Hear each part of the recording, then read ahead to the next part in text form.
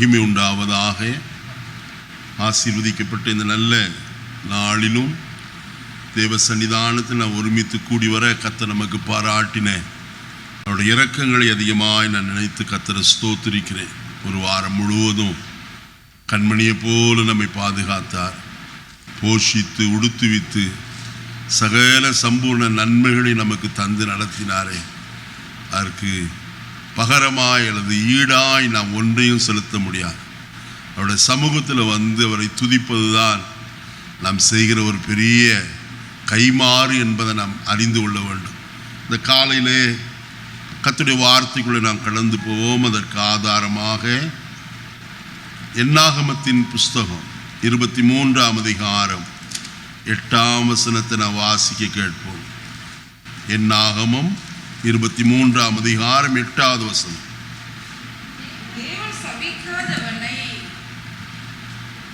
வாசிங்கம்மா.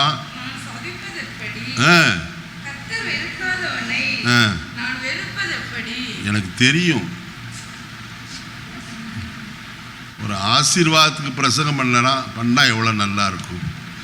இது நம்ம எப்படின்ட்டு நான் இன்னைக்கு போட்டிருக்க தலைப்பு, நான் ராத்திரி தம்பிக்கிட்ட தலைப்பு கேட்டார், தலைப்பு சொன்னேன், எப்படின்ட்டு. அது என்னப்பா எப்படின்னாரு. அது அப்படி தான். இப்போ வாசிக்கும் போதே ஆரம்பத்தில் எப்படி இருக்கு, எப்படியாத்தான் இருக்குது. சரி, மறுபடியும் அந்த வசனத்தை வாசிப்போம். தேவன் சபிக்காதவனே நான் சபிப்பது எப்படி, கர்த்தர் வெறுக்காதவனை நான் வெறுப்பது எப்படி. இந்த வார்த்தையை சொன்னது பிலேயாம் என்று சொல்லப்பட்ட ஒரு தீர்க்கதரிசியாய் காணப்படுகிறவன். அவன் சொல்ல காரணம் உண்டு, நான் அதை பின்னே சொல்லுகிறேன். அவன் சொல்லுகிறதான வார்த்தை, தேவன் சபிக்காதவர்களை நான் சபிப்பது எப்படி, தேவன் வெறுக்காதவர்களை நான் வெறுப்பது எப்படி. நல்லா அறிந்து கொள்ள வேண்டும். தேவன் ஆசீர்வதிக்கவே நினைத்திருக்கிறார். 115ஆம் சங்கீதம் 12வது வசனத்தில் வாசிக்கும் போது, அவர் நம்மை நினைத்திருக்கிறார், அவர் ஆசீர்வதிப்பார். நம்மேல நினைவாயிருக்கிற கர்த்தர் நம்மை ஆசீர்வதிக்கதாங்க நினைச்சிட்டே இருக்கார். நீ வசனத்தில் வாசிக்கிற வேளையில வசனம் தெளிவாய் சொல்லுகிறத நாம் பார்க்க முடியும். 40ஆம் சங்கீதம் 17வது வசனத்தை வாசிப்போம். நான் சிறுமையும் எளிமையுமானவன், கர்த்தரோ என்மேல் எப்படி இருக்கிறார், நினைவாயிருக்கிறார். அப்ப எதற்கு நினைவாயிருக்கிறார் நினைச்சிட்டு இருக்காரு? ஆசீர்வதிக்கும்படியாய்த்தான் அவர் நினைவுள்ளவராயிருக்கிறார். அவர் எப்படி ஆசீர்வதிப்பார்? வசனத்தை வாசிக்கலாம். சங்கீதம் 107:38வது வசனத்தை வாசிக்கலாம். 107ஆம் சங்கீதம் 38வது வசனம். அவர்களை ஆசீர்வதிக்கிறார். பார்த்தீங்களா? கர்த்தர் ஆசீர்வதித்தால் தான் அவர்கள் என்ன செய்ய முடியும்? பெருக முடியும். நீங்க எபிரேயர் 6ஆம் அதிகாரம் 14வது வசனத்தை வாசித்தால், நிச்சயமாகவே நான் உன்னை ஆசீர்வதிக்கவே ஆசீர்வதித்து உன்னை பெருகவே பெருக பண்ணுவேன் என்றுதான் கர்த்தர் ஆபிரகாமுக்கு சொல்லுகிறார். அப்ப பெருக்கம் வர வேண்டுமானால் கர்த்தர் நம்மை நினைக்க வேண்டும், அவர் நம்மை ஆசீர்வதிக்க வேண்டும். அவர் ஆசீர்வதிக்கிறவரா என்று சொன்னால் அவர் ஆசீர்வதிக்கிறவரே. நான் வசனத்தில் பார்ப்போமானால், லூக்கா எழுதின சுவிசேஷம் 24ஆம் அதிகாரம் 50-51 வசனங்களை வாசிக்கலாம். லூக்கா 24:50-51. பின்பு அவர் பெத்தானியா வரைக்கும் அவர்களை அழைத்து கொண்டு போய் தம்முடைய கைகளை உயர்த்தி அவர்களை ஆசீர்வதித்தார். அவர்களை ஆசீர்வதிக்கையில் அவர்களை விட்டு பிரிந்து பரலோகத்துக்கு என்ன செய்யப்பட்டார்? எடுத்துக்கொள்ளப்பட்டார். ஆசீர்வதிப்பதற்கென்றே ஒரு பிரத்யேகமான இடத்திற்கு கர்த்தர் அழைத்து கொண்டு போனார். எங்கே? ஒலிவ மலைக்கு நேராய் கொண்டு போகிறார். அவர்களை பெத்தானியா வரைக்கும் கர்த்தர் கொண்டு போய் அவர்களை என்ன செய்தாராம்? தம்முடைய கரங்களை உயர்த்தி அவர்களை ஆசீர்வதித்தார் என்று எழுதப்பட்டிருக்கிறது. இது எப்ப நடந்தது? அவர் மரணத்திற்கு பின்பா முன்பா? பின்பு, உயிர்த்தெழுந்த பின்பு அவர் அவர்களை என்ன செய்தார்? ஆசீர்வதிக்கிறவராய் காணப்பட்டார். அப்போஸ்தலர் நடபடிகளின் புஸ்தகம் 3ஆம் அதிகாரம் 26வது வசனத்தை வாசிப்போம். அப்போஸ்தலர் 3:26. நம் எல்லாரையும் உங்கள் பொல்லாங்குகளிலிருந்து விலக்கி உங்களை ஆசீர்வதிக்கும்படிக்கே தேவன் தம்முடைய பிள்ளையாகிய இயேசுவை எழுப்பி முதலாவது உங்களிடத்திற்கே என்ன செய்தார்? அல்லேலூயா. கர்த்தருடைய வசனம் நன்றாய் சொல்லுகிறத கவனித்து பாருங்க. நம்ம எல்லாரையும், மறுபடியும் வசனத்தை வாசிங்க.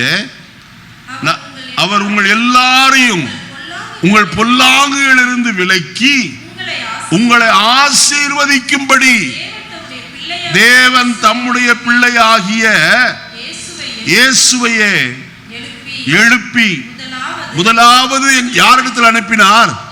கர்த்தர் தம்முடைய பிள்ளைகளிடத்திற்கு அனுப்புகிறவராய் காணப்பட்டார்.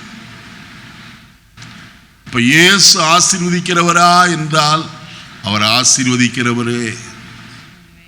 நம் வசனத்தை வாசிப்போமானால் மார்க் எழுதின சுவிசேஷம் 10ஆம் அதிகாரத்திற்கு வருவோம். மார்க் எழுதின சுவிசேஷம் 10ஆம் அதிகாரம் 15-16 வசனங்களை வாசிப்போம். எவனாயினும் சிறு பிள்ளையை போல் தேவனுடைய ராஜ்யத்தை ஏற்றுக்கொள்ளாவிட்டால் அவன் அதில் பிரவேசிப்பது இல்லை என்று மெய்யாகவே உங்களுக்கு சொல்லுகிறேன் என்று சொல்லி அவர்களை அணைத்து கொண்டு அவர்கள் மேல் கைகளை வைத்து ஆண்டவரிடத்தில் பெரியவர்கள் என்றோ சிறியவர்கள் என்றோ என்ன இல்லை, பாகுபாடே கிடையாது. இந்த ஜனங்கள் எல்லாரும் என்ன செய்தார்கள்? அவரிடத்தில் கொண்டு வந்தார்கள் பிள்ளைகளை. எதற்கு? அங்கேயா வசனம் இருக்கு, அவர்கள் மேல் கைகளை வைக்கும்படிக்கிறான். கையை வச்சா போதும் ஐயா, நீ தொட்டால் போதும் என்றுதான் கூட்டிக் கொண்டு வந்தார்கள். ஆனால் அவர் என்ன செய்தார்? அவர்களை அணைத்து கொண்டு அவர்களை என்ன செய்தாராம்? ஆசீர்வதித்தார் என்று கர்த்தருடைய வசனம் சொல்லுகிறது. அப்ப கர்த்தர் நம்மை ஆசீர்வதிக்கத்தான் அழைத்திருக்கிறார் என்பது நிச்சயமான காரியம்.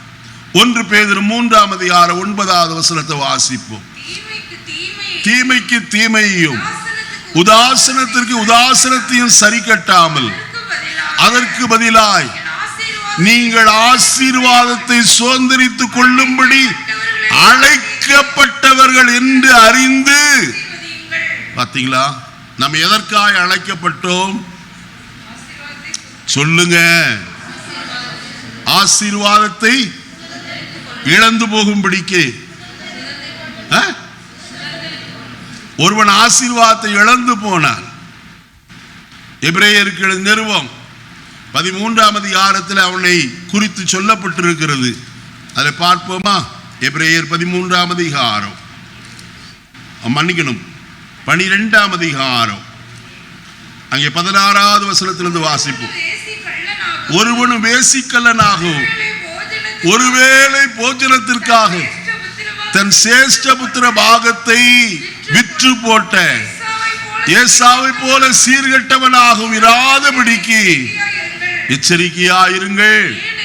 ஏனென்றால் பிற்பாடு அவன் ஆசீர்வாதத்தை சுதந்திரித்துக் கொள்ளும்படி விரும்பியும் ஆகாதவன் என்று தள்ளப்பட்டு அறிவீர்கள். அவன் கண்ணீர் விட்டு கவலையோடு தேடியோ மனமாறுதலை அவன் என்ன செய்யல. பார்த்தீங்களா? அப்ப நீங்கள் எதற்காக அழைக்கப்பட்டீர்கள்? ஆசீர்வாதத்தை சுதந்திரித்துக் கொள்ளும்படி. அப்ப பெற்றுக்கொண்ட ஆசீர்வாதத்தை என்ன செய்யணும்? பாதுகாக்கணும். உங்க கையில ஒருத்தர் ஏதாவது ஒரு நல்ல பொருள், விலையேற பெற்ற பொருளை, பொக்கிஷத்தை கொடுக்கிறார் என்று சொன்னால் நீங்க எங்கேயோ தூக்கி போட்டு போயிருவீங்களா? இல்லையே. அவர் நம்மளை நம்பி கொடுத்திருக்கிறார். அதனால கொண்டு போய் எங்கே வைக்கணும்? பத்திரமாய் வைக்கணும்னு வைப்போம், நல்ல சேஃபான இடத்துல. அப்ப கர்த்தருடைய ஆசீர்வாதம் நமக்கு கிடைத்திருக்கிறதே, நாம் எப்படி பாதுகாக்கணும்? ஏன்னா நான் முதலாவது சொன்னேன், அவர் ஆசீர்வதிக்கிறவர். ஆசீர்வாதத்திற்காய் நாம் அழைக்கப்பட்டவர்கள் என்று சொன்னேன். அவர்கள் ஆசீர்வதிக்கிறவர், மிகுதியும் என்ன செய்வார்கள்? பெருகுவார்கள் என்று சொன்னேன். அருமையானவர்களே, கர்த்தருடைய வசனம் சொல்லுகிறதை நன்றாய் கவனிப்போம். ஆசீர்வாதத்தை பெற்றுக்கொள்ளுகிறதை பார்க்கிறோம். ஆசீர்வாதத்தை பத்திரமாய் கடைசி வரைக்கும் பாதுகாப்பதுதான் மிக முக்கியமான ஒரு காரியம். ஆண்டவரே, என்னை ஆசீர்வதியும் என்று கேட்பது நல்லது. ஆனால் அந்த ஆசீர்வாதத்தை நான் காத்து கொள்ள எனக்கு கிருபை தாரும் என்று கேட்க வேண்டியது மிக முக்கியமான காரியம். ஏசா சேஷ்டபுத்திர ஆசீர்வாதத்தை பெற்றுக்கொண்டான். ஆனால் ஒருவேளை போஜனத்திற்காக, யோசித்து பாருங்க, ஒரே ஒரு நேர சாப்பாட்டுக்காக தன் சேஷ்டபுத்திர பாகத்தையே என்ன செய்தான்? விற்று போட்டான். எனக்கு வேண்டாம், அலட்சியம் பண்ணினான். இன்றைக்கு அநேகர் கர்த்தருடைய ஆசீர்வாதத்தை அலட்சியம் பண்ணுகிறவர்களாய் காணப்படுகிறார்கள். அப்புறம் கண்ணீர் விட்டு கவலையோடு தேடினாலும் அது என்ன செய்ய முடியாது? கண்டடைய முடியாதையா. அதில் கர்த்தர் உங்களை ஆசீர்வதிக்கும் போது நீங்கள் ஆசீர்வதிக்கப்பட வேண்டியது அவசியம். அந்த ஆசீர்வாதத்தை காத்து கொள்ளுங்கள். வசனம் என்ன சொல்லுகிறது என்பதை நன்றாய் கருத்தாய் கேட்டு ஆசீர்வாதத்திற்கு நாம் உரியவர்களாய் ஜீவிக்க வேண்டியது அவசியமாய் இருக்கிறது. அவர் எதிலெல்லாம் நம்மை ஆசீர்வதிப்பார்? வசனத்தில் நான் வாசிக்கும் போது 107ஆம் சங்கீதம் 107ஆம் சங்கீதம் வாசிப்போமா? 38வது வசனத்தை. அவர்களை ஆசீர்வதிக்கிறார், அவர்கள் மிகுதியும் பெறுகிறார், அவருடைய மிருக ஜீவன்கள். பார்த்தீங்களா? கர்த்தர் குறைவை கொண்டு வருகிறவர் அல்ல. எத்தனை பேர் ஆமோதிக்கிறீங்க? கர்த்தர் ஆசீர்வதித்தால் அதற்கு பின்பு குறைவு என்பது ஒரு நாள் என்ன செய்யாது, வராது. எப்படியெல்லாம் எதிலெல்லாம் ஆசீர்வதிப்பார்? உபாகமத்தின் புஸ்தகம் 7ஆம் அதிகாரம் 13வது வசனத்தை வாசிப்போம். 7:13. உன்மேல் அன்பு வைத்து உன்னை ஆசீர்வதித்து உனக்கு கொடுப்பேன் என்று உன் பிதாக்களுக்கு ஆணையிட்டு கொடுத்த தேசத்தில் உன்னை பெருக பண்ணி உன் கற்ப கனியையும் உன் நிலத்தின் கனிகளாகிய உன் தானியத்தையும் உன் திராட்சரசத்தையும் உன் எண்ணெயையும் உன் ஆடுகளின் பலனையும் உன் ஆட்டு மந்தைகளையும். இதுல எல்லாம் ஆசீர்வாதம் இருக்கு. முதல்ல கற்பத்தின் கனியையும் நிலத்தின் கனியையும் உன் தானியத்தையும் உன் திராட்சரசத்தையும் உன் எண்ணெயையும் உன் மாடுகளையும் உன் ஆடுகளையும் கர்த்தர் என்ன செய்வார்? ஆசீர்வதிப்பார். அப்ப ஆசீர்வதிக்கிறதுனால என்னையா நன்மை கிடைக்கும்? 15ஆம் அதிகாரம், உபாகமம் 15ஆம் அதிகாரம் 5-6 வசனங்களை வாசிப்போம். உன் தேவனாய கர்த்தர் உனக்கு சுதந்தரிக்கும்படி கொடுக்கும் தேசத்தில் உன்னை மென்மேலும் ஆசீர்வதிப்பார். உன் தேவனாய கர்த்தர் உனக்கு சொன்னபடி உன்னை ஆசீர்வதிப்பதினால் நீ அநேக ஜாதிகளுக்கு கடன் கொடுப்பாய். நீயோ என்ன செய்வதில்லை? கடன் வாங்குவது இல்லை. அங்க வசனத்தில் தெளிவாய் சொல்லப்பட்டிருக்கிறது, உன் தேவனாய் கர்த்தர் உனக்கு சொன்னபடி உன்னை ஆசீர்வதிப்பதினால் நீ அநேக ஜாதிகளுக்கு கடன் கொடுப்பாய். நீயோ என்ன செய்ய மாட்டாய். எத்தனை பேர் கடன் வாங்கி கொண்டு இருக்கிறோம்? இந்த வசனத்தை வைத்து கொண்டு ஜெபம் பண்ணுங்க. முதலாவது கடனை அடைக்கிறதுக்கு வழியை பார்ப்போம். இரண்டாவது, அதோடு கூட ஜெபத்தை நாம் ஏறெடுக்க வேண்டியது அவசியம். ஆண்டவரே, தெரிந்தோ தெரியாமலோ கடன் வாங்கி சிக்கி கொண்டோம், எப்படியாயிலும் என்ன செய்யும், விடுவியும் ஆண்டவரே என்றால் இங்கே கர்த்தருடைய வசனம் சொல்லுது, நீர் சொல்லி இருக்கிறீர், நீ கடன் வாங்க மாட்டாய், அநேக ஜாதிகளுக்கு என்ன செய்வாய், கடன் கொடுப்பாய் என்று சொன்னீர். அப்படிப்பட்ட ஒரு ஆசீர்வாதத்தை எனக்கு என்ன செய்யும், தாரும் என்று கேட்க வேண்டியது அவசியம். இதை சொன்ன கர்த்தர் எப்படிப்பட்டவர் தெரியுமா? யோபின் புஸ்தகம் 33ஆம் அதிகாரம் 14வது வசனத்தை வாசிக்கலாம். யோபு 33:14. தேவன் ஒரு விசை சொல்லி இருக்கிற காரியத்தை இரண்டாம் விசை பார்த்து திருத்துகிறவர். நல்ல வசனத்தை கவனிங்க. தேவன் ஒரு விசை சொல்லி இருக்கிற காரியத்தை இரண்டாம் விசை பார்த்து அவர் என்ன செய்கிறவர் அல்ல, திருத்துறவர் அல்லையா. அப்படின்னு என்ன அர்த்தம்? தப்பு செஞ்சாதான் அதை அடிச்சுட்டு மறுபடியும் என்ன செய்வாங்க, எழுதுவாங்க. தேவன் ஒரு நாள் தப்பு செய்கிறவர் அல்லவே அல்ல, நன்மை செய்கிறவர் தான், ஒரு நாள் தவறு செய்கிறவர் அல்ல என்று நான் மறுபடியும் சொல்லுகிறேன். ஏன்னா கர்த்தருடைய வசனம் சொல்லுகிறது, ஒரு விஷயம் உங்களை ஆசீர்வதிப்பேன்னு சொன்னாரா, அவர் ஆசீர்வதிக்கிறவராகவே எப்போதும் உங்களோடு கூட காணப்படுவார். ஆசீர்வாதத்திற்கு பதிலாய் அவர் சாபத்தை அனுப்புகிறவர் அல்லவே அல்ல. ஆயினாத்தான் இந்த காலை வேளையிலே நான் உங்களோடு கூட அந்த வசனத்தை வாசிக்கும்படிக்கு சொன்னேன். தேவன் சபிக்காதவனை நான் சபிப்பது எப்படி, தேவன் வெறுக்காதவனை நான் வெறுப்பது. தலைகளை தாழ்த்துவோம். பரலோகத்தின் நல்ல பிதாவே, நல்ல வேளைக்காய் ஸ்தோத்திரம். இந்த காலை வேளையில் எங்களோடு நீர் பேசி கொண்டிருக்கிறீர். தொடர்ந்து உம்முடைய வார்த்தைகளை நாங்கள் கேட்க, உம்முடைய சத்தத்தை நாங்கள் கேட்க எங்கள் ஒவ்வொருவருக்கும் நீர் அனுக்கிரகம் செய்யும்படியாய் நாங்கள் ஜெபிக்கிறோம் ஐயா. எங்களுக்கு வேண்டிய நல்ல ஆலோசனை அருளி செய்து இந்த வாரம் முழுவதுமாக இந்த ஆலோசனையின்படி நாங்கள் நடக்க எங்கள் ஒவ்வொருக்கும் அனுக்கிரகம் செய்யும் ஆண்டவரே. நம்முடைய ஆலோசனைகள் நித்தியமானவைகள், அவள் சத்தியமுள்ளவைகள். அந்த ஆலோசனை நாங்கள் கேட்க விரும்புகிறப்பா, எங்களை பலப்படுத்தும், அடியேனையும் மறைத்துக் கொள்ளும். இயேசுவின் நாமத்தில் பிதாவே, ஆமென். வசனத்தை மறுபடியும் வாசிப்போமே. தேவன் சபிக்காதவனை நான் சபிப்பது எப்படி, கர்த்தர் வெறுக்காதவனை நான் வெறுப்பது எப்படி. அங்க வசனத்தில் நாம் பார்க்கிற ஒரு காரியம் நன்றாய் கவனியுங்கள். பிழையாம் என்று சொல்லப்பட்ட ஒரு குறி சொல்லுகிற ஆவியை உடைய ஒரு மனுஷன், பாலாக் என்று சொல்லப்பட்ட மீதியானிய ராஜா தன் தேசத்தை சுற்றிலும் பரவி கிடக்கிறதான இஸ்ரவேல் ஜனத்தை பார்த்து பயந்து அவர்களை சபிக்கும்படியாக தன்னிடத்தில் இருக்கிற பிரபுக்களை அனுப்புகிறவனாய் காணப்படுகிறான். நீ வசனத்தை வாசிப்பீர்களானால் 22ஆம் அதிகாரம் முதல் வசனத்திலிருந்து வாசிப்போமா? பின்பு இஸ்ரவேல் புத்திரர் பிரயாணம் பண்ணி எரிகோவின் கிட்ட இருக்கும் யோர்தானுக்கு இக்கரையிலே மோவாபின் சமமான வெளிகளில் பாளையம் இறங்கினார்கள். இஸ்ரவேலர் எமோரியருக்கு செய்த யாவையும் சிப்போரின் குமாரனாகிய பாலாக் கண்டான்.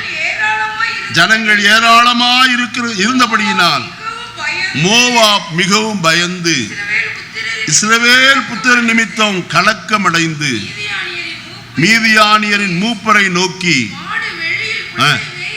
மாடு வெளியின் புள்ளை மேய்கிறது போல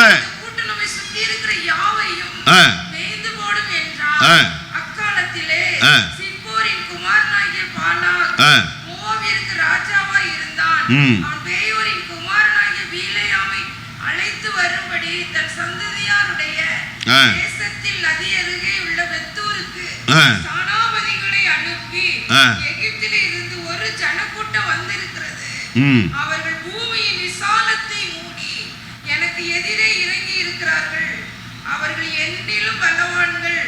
ஆகிலும் நீர் ஆசீர்வதிக்கிறவன் ஆசீர்வதிக்கப்பட்டவன், நீர் சபிக்கிறவன் சபிக்கப்பட்டவன் என்று அறிந்தேன். ஆதலால் நீர் வந்து எனக்காக அந்த ஜனத்தை சபிக்க வேண்டும். அப்பொழுது ஒருவேளை நான் அவர்களை முறியடித்து அவர்களை தேசத்திலிருந்து துரத்தி விடலாம் என்று சொல்ல சொன்னார். அடுத்த வசனம். அப்படியே மோவாபின் மூப்பரும் மீதியானின் மூப்பரும் குறி சொல்லுதலுக்குரிய கூலியை தங்கள் கையில் எடுத்துக்கொண்டு புறப்பட்டு பிலேயாமிடத்தில் போய் பாலாக்கின் வார்த்தைகளை அவனுக்கு பாருங்க, நல்லா கவனிக்கணும். 2வது வசனத்தில் வாசிக்கும் போது அங்கே கர்த்தருடைய வசனம் இப்படியாய் சொல்லப்பட்டிருக்கிறது. இஸ்ரவேலர் எமோரியருக்கு செய்த யாவையும் சிப்போரின் குமாரனாகிய பாலாக் கேள்விப்பட்டார். அங்க வசனத்தில் நான் வாசிப்போமானால் சங்கீதம்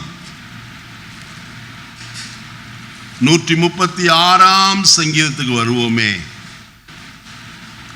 வாசிக்கலாமா? 19ஆம் 20ஆம் வசனங்களை. எமோரியரின் ராஜாவாகிய சீகோனை அழித்தவரை துதியுங்கள், அவர் கிருபை என்றும் உள்ளது. பாசானின் ராஜாவாகிய ஓகை அழித்தவரை துதியுங்கள். இந்த 2 பெரிய ராஜாக்களையும் யார் சங்காரம் பண்ணினது? இஸ்ரவேல் ஜனத்துக்கு முன்பாய் நடந்து சென்ற கர்த்தர் முறியடிக்கிறவராய் காணப்பட்டார். சற்று நேரத்துக்கு முன்பு வசனத்தை வாசித்தோம். தடைகளை நீக்கி போடுகிறவர் உங்களுக்கு முன்னாக நடந்து போகிறார் என்று எழுதப்பட்டிருக்கிறது. கர்த்தர் தடைகளை மாற்றுகிறவர், நமக்காக யுத்தம் செய்கிற தேவனாய் காணப்படுகிறவர். நன்றாய் கவனிப்போம். ஏராளமான ஜனங்கள் எங்கே இருந்து வந்திருக்கிறார்கள்? எகிப்திலே இருந்து புறப்பட்டு வந்திருக்கிறார்கள். புறப்பட்டு வந்த ஜனங்கள் இப்பொழுது பரம்பி கிடக்கிறார்கள். அதை கண்டபோது பாலாக் ராஜாக்கு என்ன வந்தது? பயம் வந்தது, கலக்கம் வந்தது. உடனே அவனுக்கு ஒரு யோசனை தோன்றிற்று. இந்த பிலேயாமை அழைத்து இவர்களை சபித்தால் நாம் இவர்களை என்ன செய்ய முடியும்? முறியடித்து விட முடியும். காரணம் என்ன? நீர் சபிக்கிறவன் சபிக்கப்பட்டவனும், நீர் ஆசீர்வதிக்கிறவன் ஆசீர்வதிக்கப்பட்டவன் என்று அவன் கேள்விப்பட்டிருந்தான்.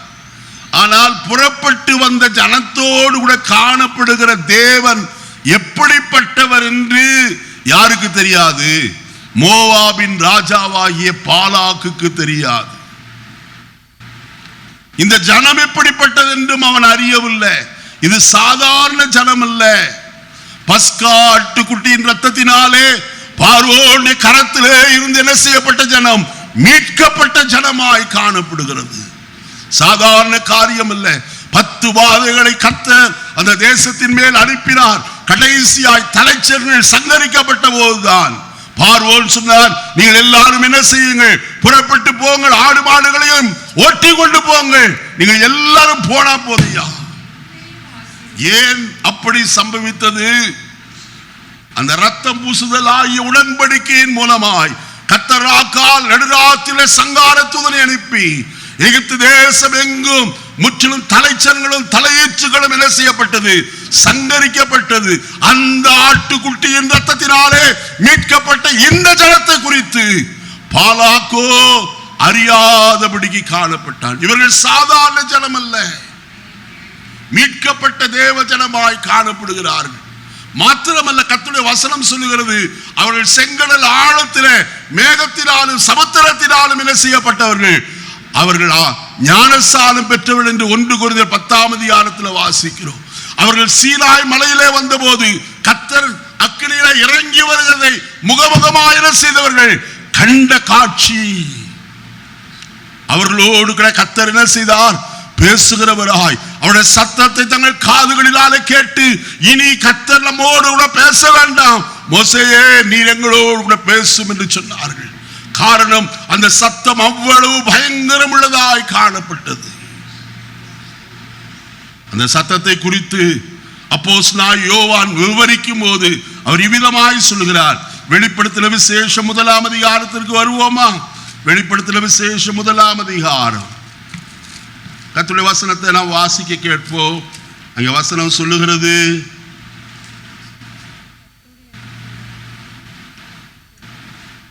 பதினைந்தாவது வசனத்தை வாசிங்கள். அவருடைய பாதங்கள் உலைக்களத்தில் காய்ந்த பிரகாசமான வெண்கலம் போல் இருந்தது. அவருடைய சத்தம் பெருவெள்ளத்து இரைச்சலை போல், அவ்வளவு பயங்கரமான சத்தம். அந்த சத்தத்தை தான் யார் கேட்டது? இஸ்ரவேலர் கேட்டார்கள். ஐயா, இப்படிப்பட்ட ஜனத்தை சபிக்கும்படிக்கு ஒரு குறி சொல்லுகிற ஆவியை உடைய ஒரு மனுஷனுக்கு கூலி கொடுத்து அனுப்புகிறார்கள். இங்க வசனத்தை வாசி 22ஆம் அதிகாரம் 7வது வசனத்துல குறி சொல்லுதலுக்குரிய கூலியை கொடுத்து. எத்தனை பிரபுக்கள் போனார்களாம்? 2 தேசத்து பிரபுக்கள் போனார்கள். ஒன்று மோவாபின் மூப்பர், 2வது மீதியான் தேசத்து மூப்பர். இந்த 2 கூட்டத்தாரும் போனாங்க. அப்ப போனப்பதான் பிலேயாம் சொல்லுகிறான், இன்னைக்கு ராத்திரி என்னோடு கூட என்ன செய்யுங்க? தங்கி இருங்க. கர்த்தர் என்ன சொல்லுகிறார் என்று கேட்டு அதற்கு பிறகு நான் என்ன செய்கிறேன்? வருகிறேன். அங்கே சொல்லுகிற வார்த்தையை நாம் அங்கே வாசிக்க முடியும். அங்கே அந்த ராத்திரியில தேவன் பிலேயாம் இடத்துல வந்தார் என்று எழுதப்பட்டிருக்கு. 9வது வசனம் 22:9.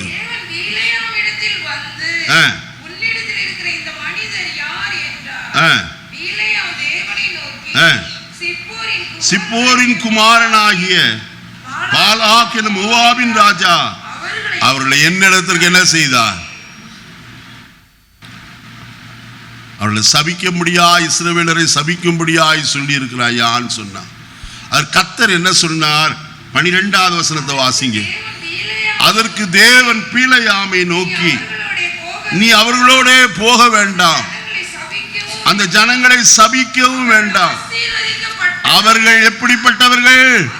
ஹல்லேலூயா, ஹல்லேலூயா, ஹல்லேலூயா. கர்த்தருடைய பிள்ளையே, நீ ரட்சிக்கப்பட்டு ஆட்டுக்குட்டியானவராகிய கிறிஸ்து இயேசுவின் இரத்தத்தினாலே உன் பாவமரணி கழுவப்பட்டு மூழ்கி ஞானஸ்நானம் பெற்று பரிசுத்த ஆவியின் அபிஷேகத்தை பெற்றிருப்பாயானால் உன் ஜீவிதத்தில் எந்த கொம்பனும் உன்னை சபித்தாலும் அது உங்களை என்ன செய்யாது? அணுகவே அணுகாது. ஏன் நான் அப்படி சொல்லுகிறேன்? கர்த்தருடைய பாதுகாப்பு உங்கள் மேல் இருக்கிறது. நீங்கள் கர்த்தருக்கு யார் தெரியுமா? ஏசாயா 43ஆம் அதிகாரம் 1வது வசனம் எல்லாருக்கும் தெரிந்த வேத வசனம் தான். அதுல கடைசி வார்த்தை சொல்லுகிறது, நீ என்னுடையவன். கர்த்தருடைய ஜனங்கள் கரங்களை உயர்த்தி அல்லேலூயா சொல்லுவோமா? நீங்க யாருடையவர்கள்?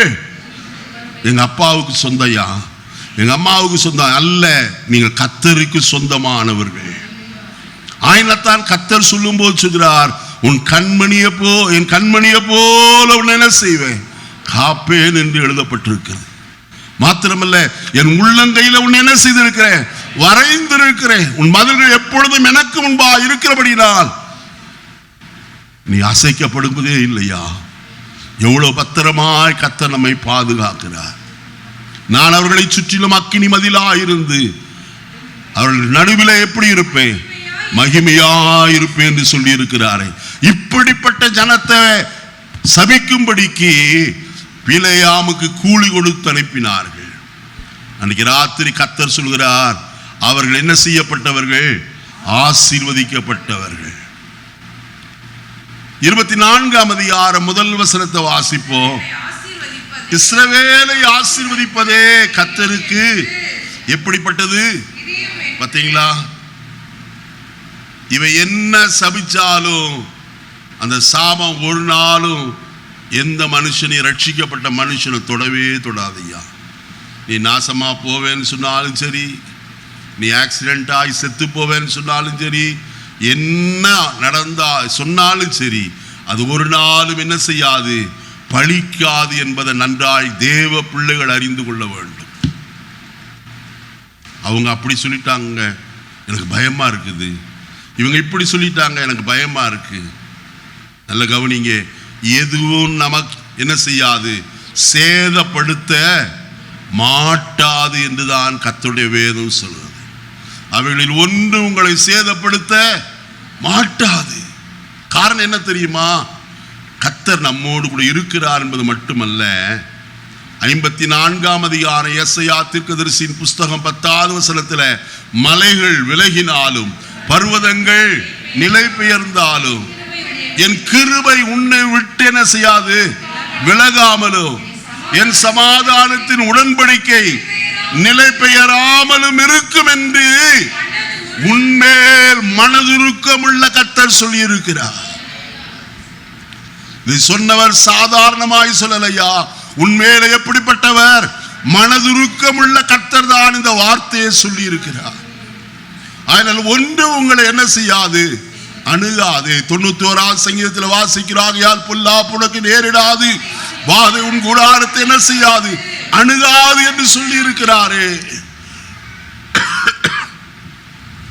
இந்த ஜனத்துடைய மேன்மை குறித்து சற்று நாம் வாசிப்போமே.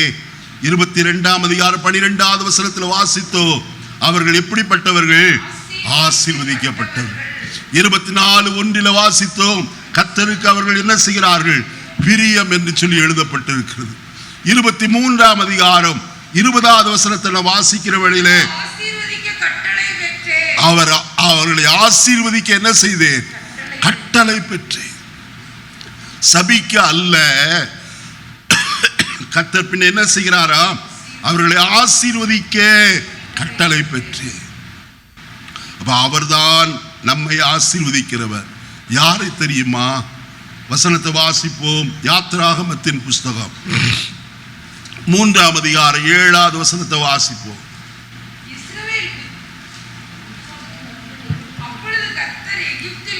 அப்பொழுது கர்த்தர் எகிப்தில் இருக்கிற என் ஜனத்தின் உபத்திரவத்தை நான் பார்க்கவே பார்த்து போதுமா. இங்கே ஒரு வார்த்தை சொல்லப்பட்டிருக்கிறது. என்னது? எகிப்தில் இருக்கிற என் ஜனம். கர்த்தர் உரிமை பாராட்டி சொல்லுகிறார். உங்கள் மேல கர்த்தருக்கு என்ன உண்டு? உரிமை உண்டு. என்னையா உரிமை இருக்கு எனக்கு என் மேல? ஒருவேளை கேட்கலாம் நீங்க, ஏசாயா 43:1 தான் அதனுடைய உரிமையான காரியமாய் நான் சொல்லுகிறேன்.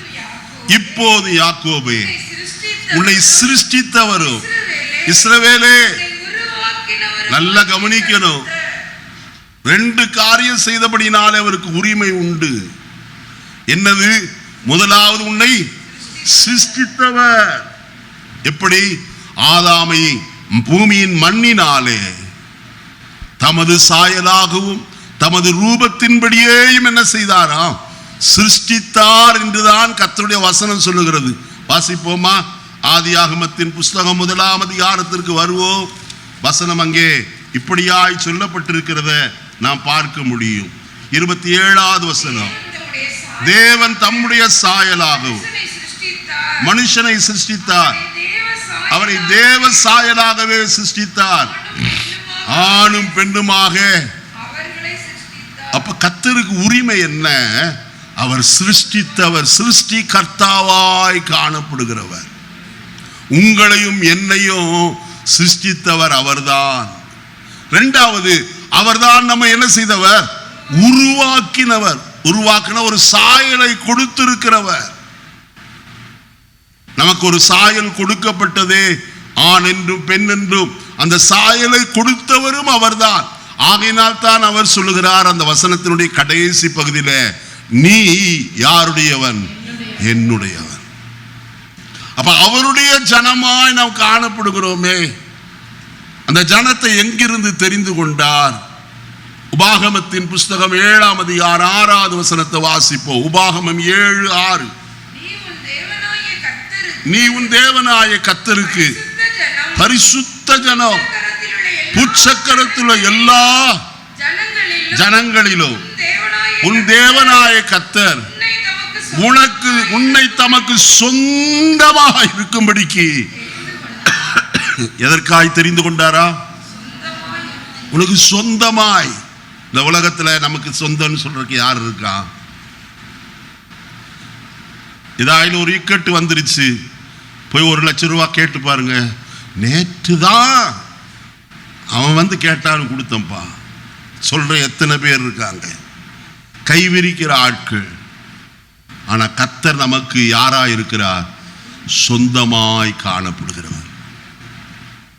அங்க வசனத்துல நான் வாசிக்க கேட்டோம். 7ஆம் அதிகாரத்துல நான் வாசிக்கும் போது, நீ உன் தேவனாய கர்த்தருக்கு எப்படிப்பட்ட ஜனம்? பரிசுத்த ஜனம். பரிசுத்த ஜனமாயிருக்கும்படிக்கு தான் தெரிந்து கொள்ளப்பட்டோம். ஆயினாத்தான் அவர் என்ன செய்கிறார்? பூச்சக்கரத்துள்ள எல்லா ஜனங்களிலும் உன் தேவனாய கர்த்தர் உன்னை தமக்கு சொந்தமாயிருக்கும்படிக்கு. ஹல்லேலூயா. இந்த வசனத்தை கேட்கும் போதே கர்த்தரை துதிக்க வேண்டும். எவ்வளவு நல்லவர் தெரியுமா? 14ஆம் அதிகாரம் 2வது வசனத்தை வாசிப்போம். 14:2 உபாகமம் 14:2 நீ உன் தேவனாய கர்த்தருக்கு பரிசுத்தமான ஜனங்கள், பூமியின் மீது எங்கும் உள்ள எல்லா ஜனங்களிலும் உங்களையே கர்த்தர் தமக்கு சொந்த ஜனமாய். கரங்களை உயர்த்தி அல்லேலூயா சொல்லுவோமா? அவர்தான் சொந்த ஜனமாய் இருக்கும்படிக்கு நம்மை தெரிந்து கொண்டாரே. 1 பேதுரு 2ஆம் அதிகாரம் 9வது வசனத்தை வாசிப்போம். 1 பேதுரு 2:9 நீங்களோ உங்களை அந்தகாரத்தில் நின்று தம்முடைய ஆச்சரியமான ஒளியின் இடத்திற்கு வரவழைக்கும்படிக்கு, புண்ணியங்களை அறிவிக்கும்படிக்கு தெரிந்து கொள்ளப்பட்ட சந்ததியாயும் ராஜரீகமான ஆசாரிய கூட்டமாயும் பரிசுத்த ஜாதியாயும் அவருக்கு சொந்த. எத்தனை முறை வாசித்தீங்க சொந்த ஜனம் சொல்லி? லேவியராகமம் 20ஆம் அதிகாரம் 26வது வசனத்தை வாசிப்போம். லேவியராகமம் 20:26 கர்த்தராகிய நான் பரிசுத்தராய் இருக்கிறபடியினாலே நீங்களும் எனக்கேற்ற பரிசுத்தவான்களாய் இருப்பீர்களாக. நீங்கள் என்னுடையவர்களாய் இருக்கும்படிக்கு உங்களை மற்ற ஜனங்களை விட்டு என்ன செய்திருக்கிறேன். பார்த்தீங்களா? எதற்கு? நீங்கள் என்னுடையவர்களாய் இருக்கும்படிக்கு. இப்ப யார் சொந்த நமக்கு பூமியில? வேறு யார் எனக்கு சொந்தம் இல்லாட்டியும் கர்த்தர் எனக்கு சொந்தையா. எத்தனை பேர் இந்த காலை வழியில சொல்ல முடியும்? கர்த்தர் என்னுடைய சொந்தரவாளி, சொந்தமாய் காணப்படுகிறவர். 26ஆம் அதிகாரம் 18-19 வசனங்களை வாசிக்கலாம். 26:18-19 உபாகமம் 26:18-19 வாசிங்க. கர்த்தரும் உனக்கு வாக்கு கொடுத்து உனக்கு சொல்லி இருக்கிறபடி நீ என் கட்டளைகள் எல்லாம் கை கொண்டால் எனக்கு சொந்த ஜனமா இருப்பா என்றும் நான் உண்டு பண்ணின எல்லா ஜாதிகளை பார்க்கிலும் புகழ்ச்சியிலும் கீர்த்தியிலும் மகிமையிலும் உன்னை சிறந்திருக்கும்படி செய்வேன் என்றும் நான் சொன்னபடியே நீ உன் தேவனாய கர்த்தரான எனக்கு பரிசுத்த ஜனமாய் இருப்பா என்று அவர் இன்று உனக்கு என்ன செய்கிறார்? ஏன் பரிசுத்த ஜனம்னு சொன்னாரு? யோசித்து பார்த்திருக்குமா? நீ எனக்கு பரிசுத்த ஜனம் என்று சொன்னாரே. ஏன்னா அவர் எப்படிப்பட்டவர்? அவர் பரிசுத்தர். அவருடைய ஜனங்கள் எப்படி இருக்கணும்? பரிசுத்தமாய் ஜீவிக்கணும்னு தான் கர்த்தர் விரும்புகிறார். ஒரு நாள் அசுத்தத்தில் வாழ விரும்புகிறவர் அல்ல. என்ன போலவே காணப்படணும். அவர்கள் என்னுடைய ஜனங்களாய் இருக்கணும்னு தான் சொல்லிதான் கர்த்தர் மிகுதியும் விருப்பமுடையவராய் காணப்படுகிறார். சரி, இந்த ஜனங்கள் எப்படிப்பட்டவர்கள்? 43ஆம் அதிகாரம் ஏசாயா தீர்க்கதரிசியின் புஸ்தகம் 20-21 வசனங்களை வாசிக்கலாம்.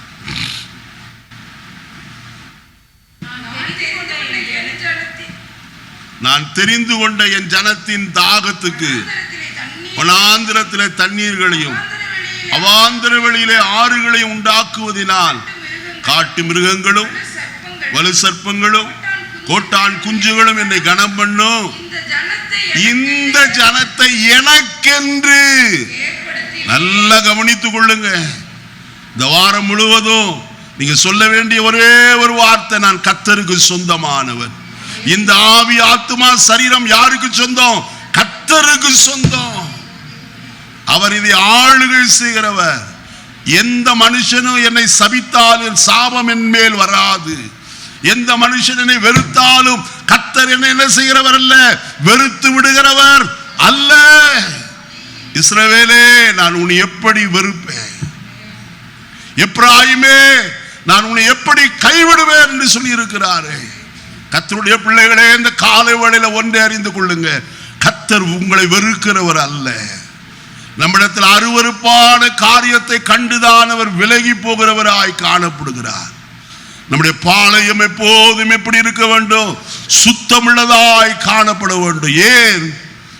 உங்களில் அருவருப்பான காரியத்தை கண்டு அவர் உங்களை விட்டு என்ன செய்யாதபடிக்கு, விட்டு போகாதபடிக்கு உங்கள் பாளையம் எப்பொழுதும் எப்படி இருக்க கடவது?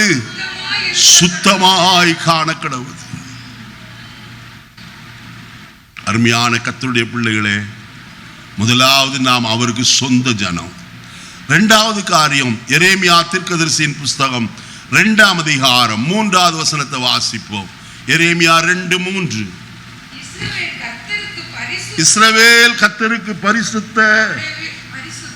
பரிசுத்தமும் அவருடைய விளைவின் முதற் பலனுமாயிருக்கிறது. வீட்டுக்கு மூத்த பிள்ளைன்னு சொன்னா எப்படி இருக்கும்? தனி கவனிப்பு வரும் இல்ல? இளைய பிள்ளைய பார்க்கிலும் மூத்த பிள்ளைக்கு இதாயா எனக்கு முதல் பிள்ளை, எல்லாத்திட்டையும் சொல்லுவோம் இதான் மூத்த பிள்ளைங்க. அவ்வளோ சிரேஷ்டம் உள்ள பிள்ளைதான் மூத்த பிள்ளை. கர்த்தர் இங்கே சொல்லுகிறார், இஸ்ரவேல் எனக்கு பரிசுத்தமும் அவன் விளைவின் முதற் பலனுமாயிருக்கிறவன். அதற்கு அடுத்த வார்த்தை ரொம்ப நல்ல வார்த்தை, அதை பட்சித்த யாவரும் குற்றவாளிகள் ஆவார்கள், பொல்லாப்பு அவர்கள் மேல் வந்தது என்று கர்த்தர் சொல்லுகிறார். நீங்க சொல்லணும், என் மேல பொல்லாப்பு என்ன செய்யாது, வராதையா, என்னை ஒரு மனுஷனும் பட்சிக்க முடியாது, எனக்கு விரோதமாக யாதொரு தீங்கும் செய்யவே முடியாது. கர்த்தர் என்னை காக்கிறவர், இஸ்ரவேலை காக்கிறவர் உறங்குவதும் இல்லை தூங்குவதும் இல்லை என்று எழுதப்பட்டிருக்கிறது. அப்ப அவருடைய விளைவின் முதற் பலனாயிருக்கிற நம்மை எவ்வளவாய் கர்த்தர் பாதுகாக்கிறவராய் காணப்படுகிறார்.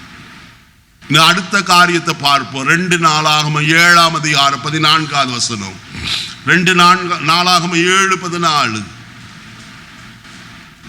தெரிஞ்ச வசனம் தான், வேகமா. என் நாமம் தரிக்கப்பட்ட, இப்ப இந்த ஜனத்துக்கு என்ன இருக்கு? கர்த்தருடைய நாமம் தரிக்கப்பட்டிருக்கிறது. வசனத்துல வாசிக்கிறோம். யோவான் எழுதின சுவிசேஷம் 1ஆம் அதிகாரம் 12வது வசனத்தை வாசிக்கிற வேளையில, அவருடைய நாமத்தின் மேல் விசுவாசம் உள்ளவர்களாகி அவரை ஏற்றுக்கொண்டவர்கள் எத்தனை பேர்களோ அத்தனை பேர்களும் தேவனுடைய பிள்ளைகளாகும்படிக்கு உங்களுக்கு என்ன நாமம் கொடுக்கப்பட்டிருக்கிறது? தேவ பிள்ளைகள் என்கிற நாமத்தை பெற்றிருக்கிறோம். நாம் தேவனுடைய பிள்ளைகள் ஆனால் நாம் யாரா இருக்கிறோம்? சுதந்திரவாளிகளா இருக்கிறோம் என்று எழுதப்படும். எத்தனை பேர் சுதந்திரவாளியா இருக்கிறோம்? புரிஞ்சுதான்? அல்ல, அப்பாவுடைய ஆசீர்வாதத்திற்கு சுதந்திரவாளி தான் பங்காளி.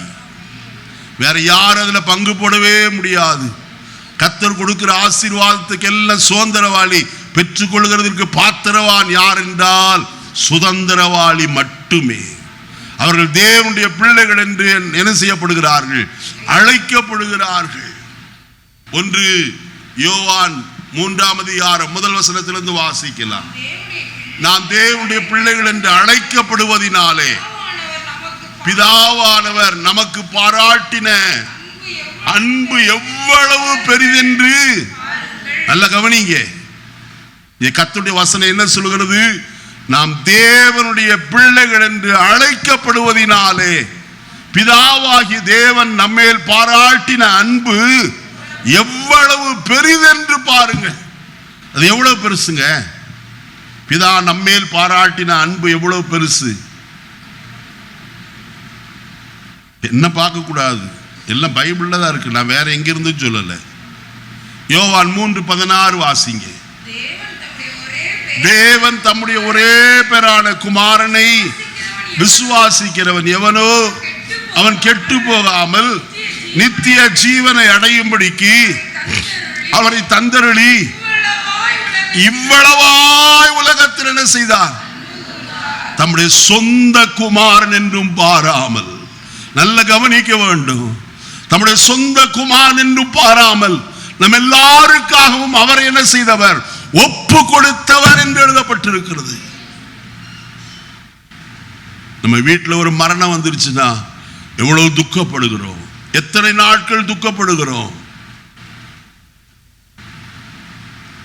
அப்படியானால் உலக பாம்ச பிரகாரமாய் காணப்படுகிற நமக்கு அந்த வேதனை இருக்குமானால், நம்முடைய பரம தகப்பன் நம்முடைய சொந்த குமாரனையே நமக்காக என்ன செய்திருக்கிறார்? கொடுத்திருக்கிறார் என்று சொன்னால் எவ்வளவு பெரிய காரியம். இது சாதாரண காரியமா? எதற்காய் கொடுத்தார்? சிலுவையில மரிக்கும்படிக்கு. அந்த சிலுவை மரணம் சாதாரண மரணமா என்று சொன்னால் அது சாதாரண மரணம் அல்ல, பயங்கரமான மரணம்.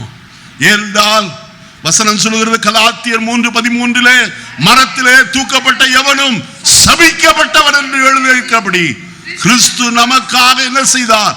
சிலுவையிலே சாபமானார்.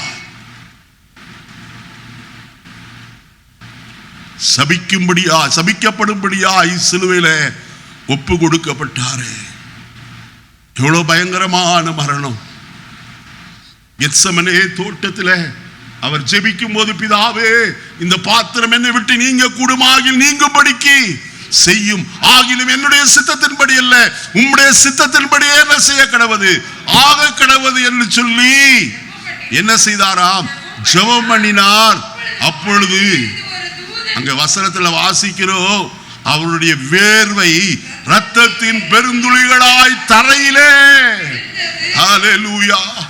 பிதாவாகிய தேவன் அங்கே இருந்து பார்த்து கொண்டிருக்கிறார். ரத்தத்தை கெத்செமனே தோட்டத்தில் சிந்தினதை. அதற்கு பின்பு அவரை கட்டி இழுத்து கொண்டு போனார்கள், வாரினால் அடித்தார்கள். பிலாத்துடைய கல் அங்கே அரண்மனையில கல் தளத்தில் வைத்து கொடூரமான சேவர்கள் அவரை வாரினால் அடித்து அவருடைய முதுகை நிலத்தை உழுகிறது போல உழுது போட்டார்கள். அது மாத்திரம்தானா? முகத்திலே துப்பினார்கள்.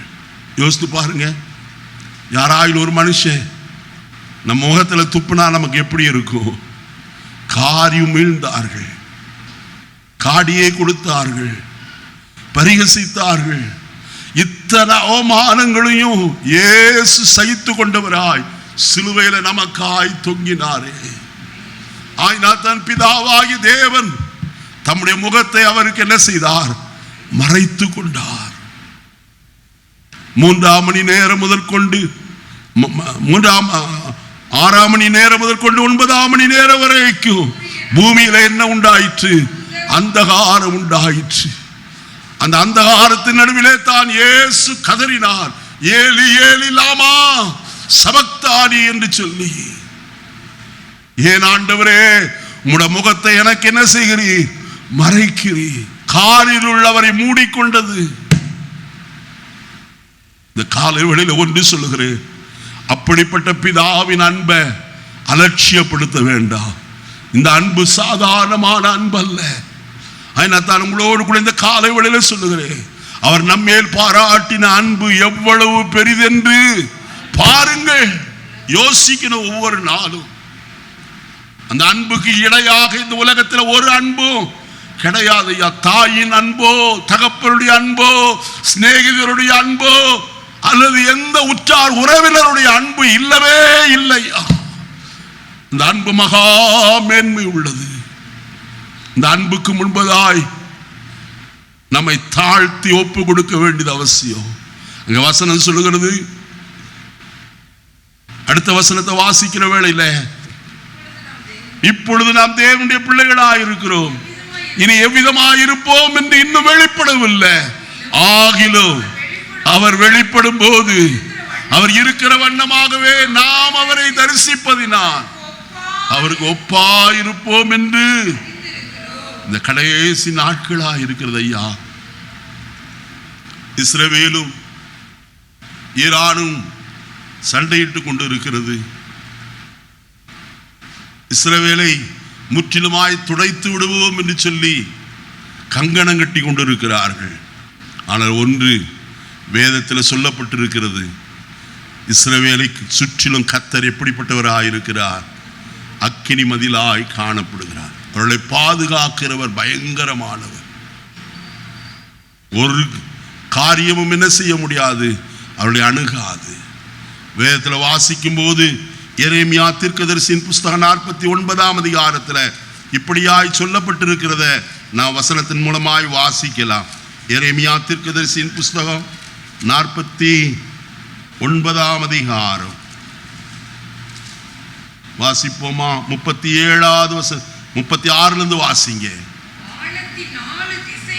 வானத்தின் 4 திசைகளிலும் இருந்து 4 காற்றுகளை ஏழாமின் மேல் வரப்பண்ணி அவர்களை இந்த எல்லா திசைகளிலும் சிதறடிப்பேன். 7ஆம் தேசத்திலிருந்து துரத்துண்டவர்கள் சகல ஜாதிகளிடத்திலும் சிதறப்படுவார்கள். நான் 7ஆமியரை அவர்கள் சத்துருக்களுக்கு முன்பாகவும் அவர்கள் பிராணனை வாங்க தேடுகளுக்கு முன்பாகவும் கலங்க பண்ணி என் கோபத்தின் உக்கிரமாகிய தீங்கை அவர்கள் மேல் வரப்பண்ணுவேன் என்று கர்த்தர் சொல்கிறார். நான் அவர்களை நிர்மூலமாக்கு மட்டும் பட்டயத்தை அவர்களுக்கு பின்னாக அனுப்புவேன். என் சிங்காசனத்தை ஏலாமிலே வைத்து அங்கே இருக்கிற ராஜாவையும் பிரபுக்களையும் என்ன செய்வேன்? இந்த ஏலாம் யார்? இந்த ஈரானிலே காணப்படுகிற ஒரு பகுதி. கர்த்தர் சொல்லுகிற காரியத்தை பாருங்க. அவர்கள் இருக்கிற எல்லாரையும் என்ன செய்வேன்? சிதறடிப்பேன். அவருடைய வில்லுகளுக்கு நான் என்ன செய்வேன்? ஒடித்து போடுவேன். அவர்களுக்கு கண்களுக்கு கண் மயக்கத்தை ஏற்படுத்துவேன் என்று சொல்லுகிறார். அன்றைக்கு வில் என்று சொல்லி நாம் வசனத்தில் வாசிக்கிறோம். ஆனால் இன்றைக்கு வில்லை எய்தால் தூரத்திலிருந்து எய்வார்கள், பக்கத்தில் போய் எய்வதல்ல. தூரத்திலிருந்து எய்கிறதுக்கு தான் ஈட்டி வில். நல்ல கவனிக்கணும். இன்றைக்கு எத்தனையோ ஏவுகணைகளை ஈரான் இஸ்ரவேல் தேசத்திற்கு விரோதமாக அனுப்பினாலும் அவர்களை தடுப்பதற்கென்றே கர்த்தர் அவர்களுக்கு விசேஷித்த ஞானத்தை கொடுத்து அந்த அயன் டூம் என்று சொல்லப்படுகிற ஒரு கருவியை வைத்திருக்கிறார். எவைகள் வந்தாலும் அவைகள் எல்லாம் வானத்திலேயே என்ன செய்யப்படுகிறது? அழிக்கப்படுகிறதா இருக்கிறது. அவைகளின் மேல் ஏறி இருக்கிறவனுக்கு கண்மயக்கத்தை உண்டு பண்ணுவேன் என்று சொல்கிறார். எத்தனை ராக்கெட்ல வந்தாலும் சரி, எத்தனை ஏரோப்ளேன்ல வந்தாலும் அவர்களுக்கு கண்மயக்கம் வந்துருச்சுன்னா அவ்வளவுதான். தூங்குனா என்ன ஆயிரும்? எங்கேயாயிலும் போய் மோதி அடிக்க வேண்டியதான். கர்த்தர் நல்லவர் ஐயா. இப்படிப்பட்ட சூழ்நிலையிலே தான் கர்த்தருடைய வசனம் சொல்கிறது, கர்த்தர் வரப்போகிறார். இது கடைசி காலம். இனி நாட்கள் அதிகம் இல்லை. இந்த யுத்தத்திற்கு முடிவு வருமா வராதா என்று சொல்லி யாரும் கணக்கிட்டு சொல்ல முடியாது. ஆனால் ஒரு காரியம், கர்த்தர் எந்த நேரத்தில் வந்தாலும் அவரோடு சேர்க்கத்தக்கதாய் நாம் ஆயத்தப்படுவோம் என்பதுதான் முக்கியமான ஒரு காரியம். இந்த காலை வேளையில் நான் என்னுடைய வார்த்தையை சுருக்கி ஒரே ஒரு காரியத்தை மட்டும் நான் சொல்லி நிறைவு செய்யும்படியாய் விரும்புகிறேன். கர்த்தருக்கு சித்தமானால் தொடர்ச்சியாய் பேசலாம். என்னாகமத்தின் புஸ்தகம் 23ஆம் அதிகாரம் முதலாவது 9வது வசனத்தை வாசிப்போம். கண்மலை உச்சியிலிருந்து நான் அவனை கண்டு குன்றுகளிலிருந்து நான் அவனை பார்ப்பேன். அந்த ஜனங்கள் ஜாதிகளோட கலவாமல் தனியே என்ன செய்வார்கள்? நல்ல கவனிங்க. இந்த காலை வேளையில கர்த்தர் வெறுக்காதவனை நான் வெறுப்பது எப்படி, கர்த்தர் சபிக்காதவனை நான் சபிப்பது எப்படி என்று சொல்லி பீலேயாம் சொன்னானே. அவர்கள் ஏன் சபிக்கப்பட முடியாது, வெறுக்க முடியாது, கர்த்தர் வெறுக்க முடியாது என்று சொன்னால் அது முதலாவது காரியம், இந்த பிலேயாம் கன்மலை உச்சிக்கு கொண்டு போய் நிறுத்தி 7 பலிபீடங்களை கட்டி 7 பலிபீடங்களிலும் காளையும் ஆட்டுக்கடாவையும் அவன் பலியிட்டு நிமித்தம் பார்க்கிறவனாய் காணப்பட்டான். கர்த்தர் அவனிடத்திலே வந்து சொல்லுகிறார், அவனுடைய வாயை திறந்து, பிலேயாமே, நான் கன்மலை உச்சியில் இருந்து அவர்களை என்ன செய்தேன்? கண்டேன். அந்த ஜனங்கள் ஜாதிகளோட கலவாமல் தனியே என்ன செய்வார்கள்? தனித்து வாசம் பண்ணுகிற ஜனம்தான் எந்த ஜனம்? இஸ்ரவேல் ஜனம். நீங்கள் என்னுடையவர்களாய் இருக்கும்படிக்கு நான் உங்களை மற்ற ஜனங்களை விட்டு என்ன செய்தேன்? பிரித்தெடுத்தேன் என்று சொன்னாரே. கர்த்தருடைய வசனம் சொல்கிறது, நான் உலகத்தான் அல்லாதது போல நீங்களும் உலகத்தார் அல்லவே என்று யோவான் 17 வாசிக்கிறோமே. நீங்களும் நானும் தனித்து காணப்படுகிறோமா? நம்முடைய ஜீவிதத்தில், நம்முடைய பேச்சு, நம்முடைய செய்கை, நம்முடைய நடவடிக்கைகள் எல்லாவற்றிலும் நாம் வித்தியாசம் உள்ளவர்களாய் காணப்படுகிறோமா? உபாகமத்தின் புஸ்தகம் 33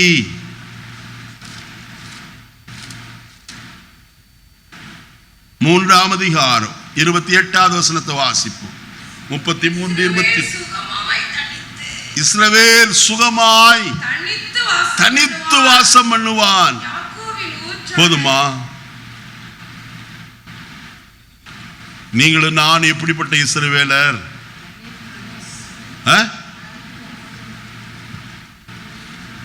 வசனத்தை வாசிக்கிறோமா? ரோமருக்கு எழுதின நிருபம் 9 அதிகாரம் 4வது வசனத்தை வாசிப்போம். அவர்கள் இஸ்ரவேலரே,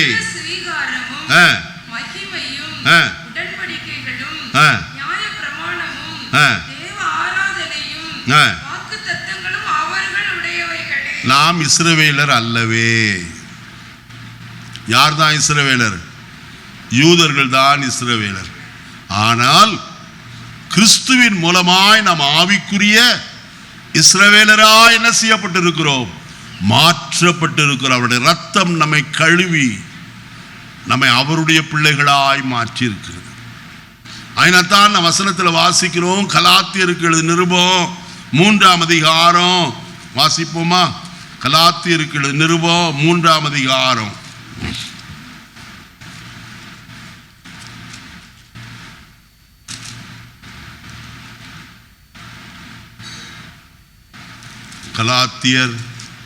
3 அதிகாரம் வாசிப்போமா? 6வது வசனத்திலிருந்து வாசிங்க. அப்படியே ஆபிரகாம் தேவனை விசுவாசித்தான், அது அவனுக்கு நீதியாக எண்ணப்பட்டது.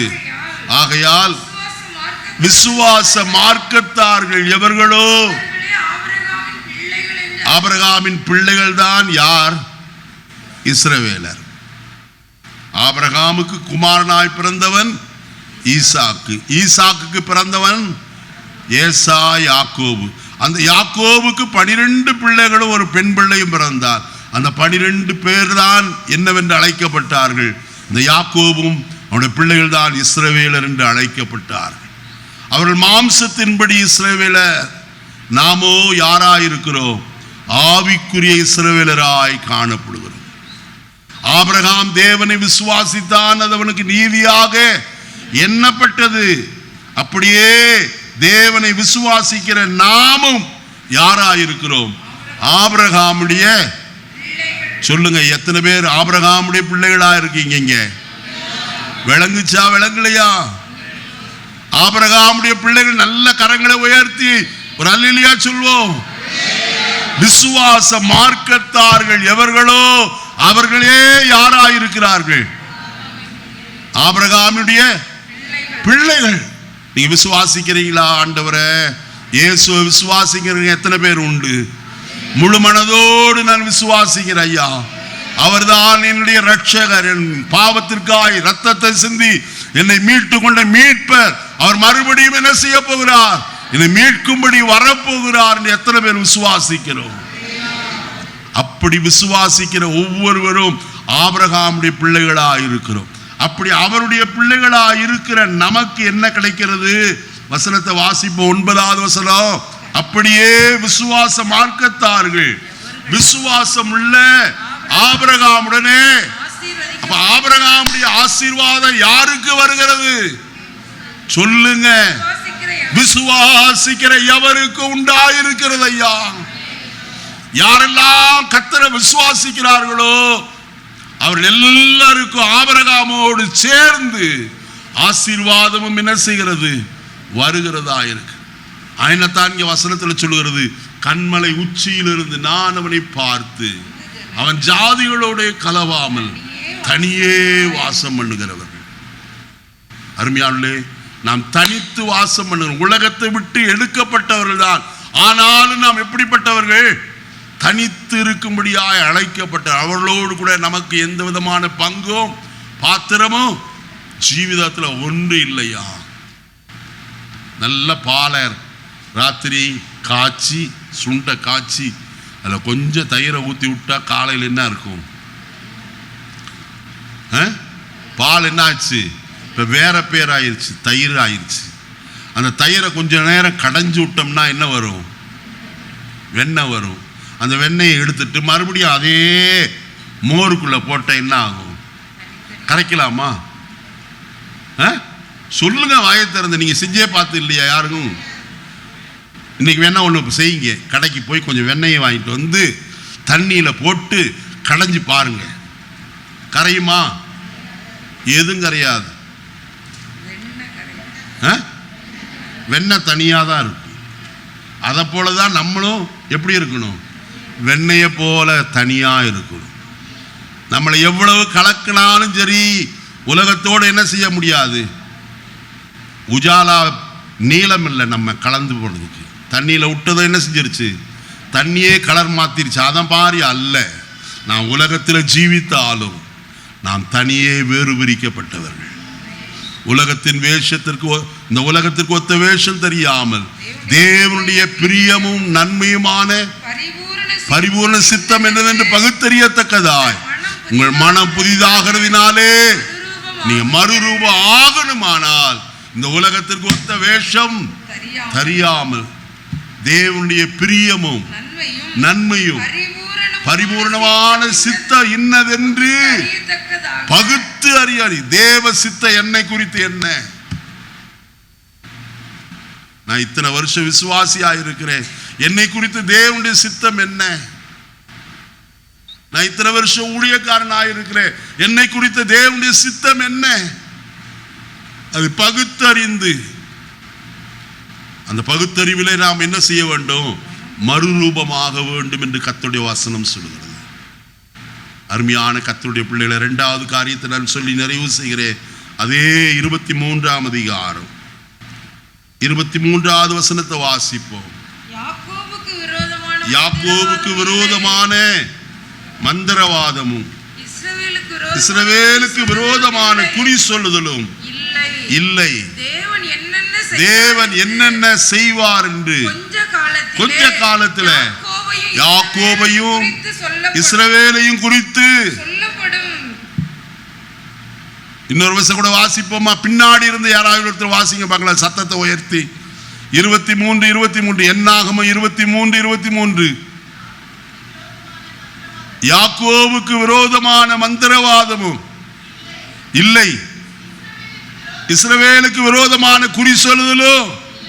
ஆண்கள்ல யாராவது ஒருத்தர் வாசிங்க பின்னாடி.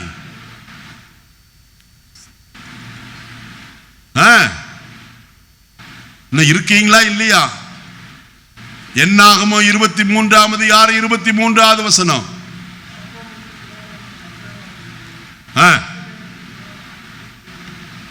யாக்கோபுக்கு விரோதமான, முன்னாடி ஒருத்தர் வாசிங்க.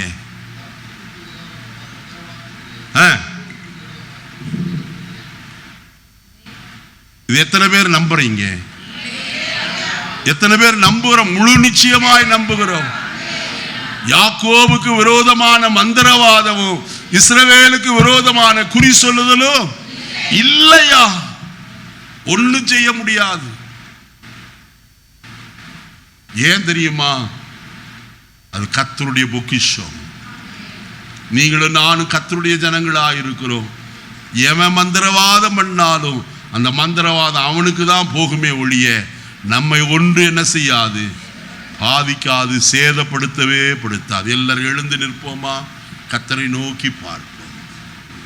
இந்த காலை வேளையில கர்த்தருடைய ஆவியானவர் யாரோ சிலரோடு கூட இடைப்பட்டு கொண்டிருக்கிறார்.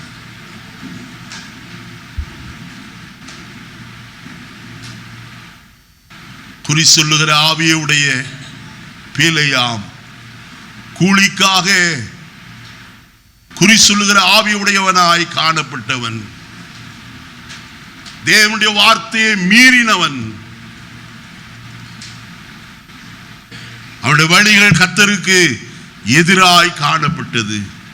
ஆனா அவனுடைய இருதயத்தில் ஒரு நல்ல வாஞ்சை இருந்துச்சு, நீதிமான் மரிப்பது போல மரிப்பேனாக. ஆனால் அவன் மரணம் அப்படிப்பட்டதா இருக்கவில்லை. என்னை கேட்கிற கர்த்தருடைய பிள்ளைகளே, உன் பக்கத்தில் 1000 பேரும் உன் வலது பக்கத்தில் 10,000 பேர் விழுந்தாலும் அது உன்னை அணுகாது. இந்த காலையில் எத்தனை பேர் சொல்ல முடியும், என் பக்கத்தில் 1000 வலது பக்கத்தில் 10,000 விழுந்தாலும் என்னை அது அணுகவே அணுகாது. கர்த்தருடைய கண்களின் மேல் நோக்கமாயிருக்கிறது.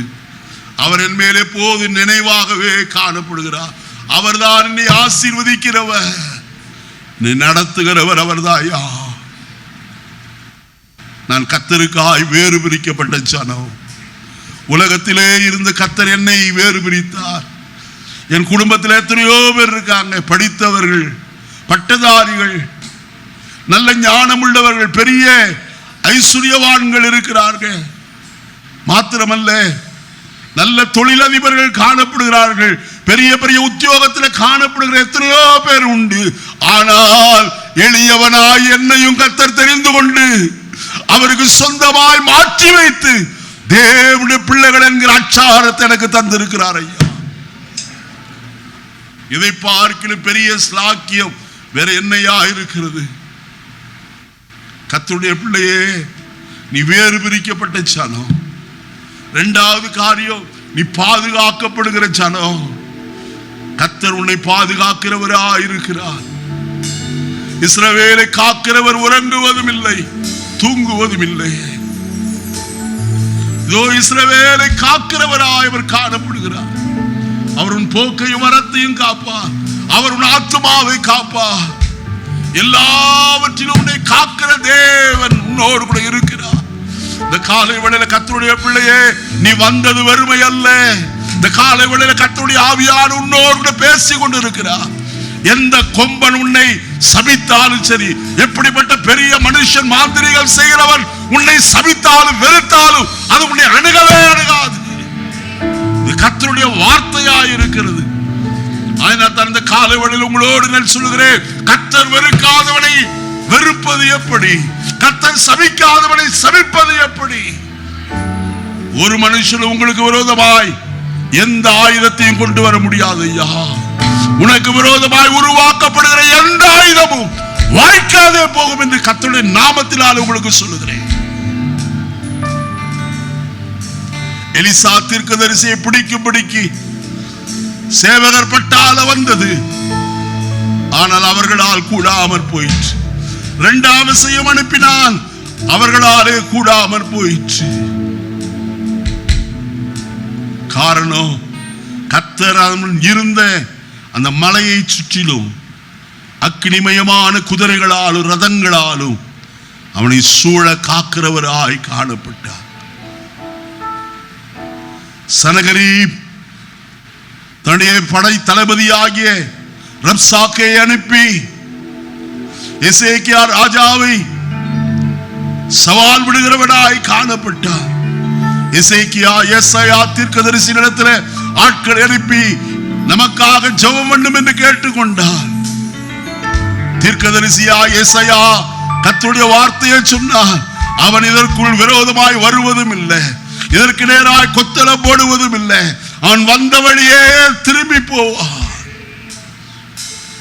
இந்த காலை வேளையில கர்த்தருடைய பிள்ளையே, கர்த்தருடைய வார்த்தையின்படியே சம்பவித்தது. அவன் சபிக்கிறவனாய் பயங்கரமாய் பேசுகிறவனாய் காணப்பட்ட ரப்சாக்கே திரும்பி போகும்படிக்கு கர்த்தர் செய்தார்.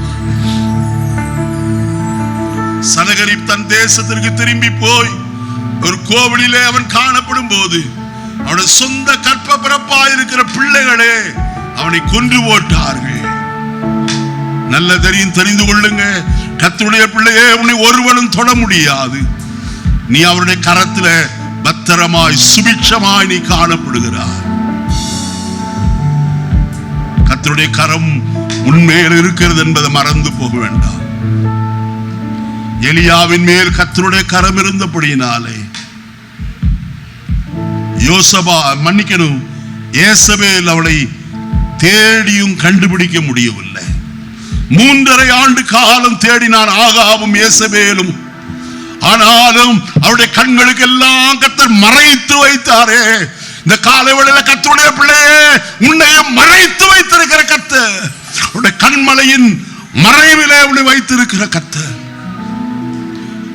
கர்த்தர் மோசே இடத்துல சொன்னார், மோசேயே கண்மலையில என்னிடத்தில் ஒரு இடம் ஒன்று உண்டு, உன்னை கண்மலையின் வெடிப்புக்குள்ளே வைத்து உன்னை என் கரத்தினால மூடுவேன். இந்த காலை வேளையில உன்னை கரத்தினால மூடுகிற ஒரு கர்த்தர் ஒருவர் உண்டு. எத்தனை பேர் கர்த்தரை துதிக்க முடியும்?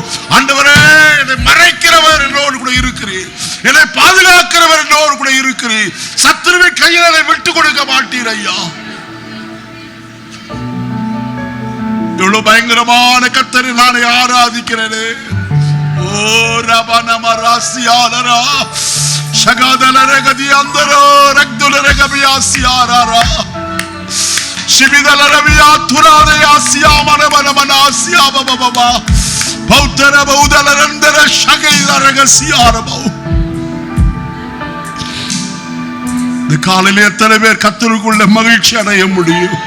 கர்த்தரின் சேனையின் தளபதியா எனக்கு முன்னே போகிறவர், என்னை காக்கிறவர் ஐயா, என் கூடாரத்தை சுற்றிலும் என்னை காக்கிறவரா இருக்கு. அவர் என்னோடு இருக்கிறார், என்னை சத்துருவின் கையில் விட மாட்டார். இந்த கர்த்தரை உறுதியாய் பிடித்துக் கொள்வோம், அவருடைய வருகைக்கு ஆயத்தப்படுவோம். இந்த வார்த்தைகளினாலே கர்த்தர் உங்களை ஆசீர்வதிப்பாராக. பரலோகத்தின் நல்ல பிதாவே, நல்ல வேளைக்காய் ஸ்தோத்திரம். இந்த காலையில் நம்முடைய சமூகத்தில் நாங்கள் கடந்து வந்து நம்முடைய நாமத்தை தொழுது கொள்ளும் ஸ்லாக்கியத்தை எளியவர்களா எங்களுக்கு கர்த்தர் தந்த தயவுக்காய் ஸ்தோத்திரம் ஐயா. இன்றைக்கு எங்களோடு நீர் பேசி இருக்கிறீரப்பா. யாரோ சிலரோடு கர்த்தருடைய ஆவியானவர் இந்த காலை வேளையில வல்லமையா இடைப்பட்டு இருக்கிறார். காய் ஸ்தோத்திரம் கர்த்தாவே. எத்தனை பிழையாம் எங்களுக்கு விரோதமாய் வந்தாலும் கர்த்தாவே, நீர் வெறுக்காத எங்களை எப்படி வெறுக்க முடியும்? நீர் சபிக்காத எங்களை எப்படி மற்றவன் சபிக்க முடியும்? நாங்கள் ஆசீர்வாதத்தை பெற்றுக் கொள்ளும்படி அழைக்கப்பட்டவர்கள் என்று, நாங்கள் ஆசீர்வதிக்கப்பட்டவர்கள் என்று, எங்களை ஆசீர்வதிப்பதே உமக்கு பிரியம் என்று பார்த்தாயா, எங்களை உம்முடைய கரத்தில் ஒப்பு கொடுக்கிறப்பா. உம்முடைய கிருபை எங்கள் மேல தங்கி இருக்கட்டும். உம்முடைய பிள்ளைகள் எல்லாரையும் ஆசீர்வதியும்.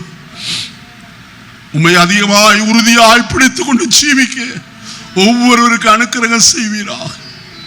ஆசீர்வதியும். இரட்சகர் நாமத்தில் வேண்டுகிற நல்ல பிதாவே, ஆமென்.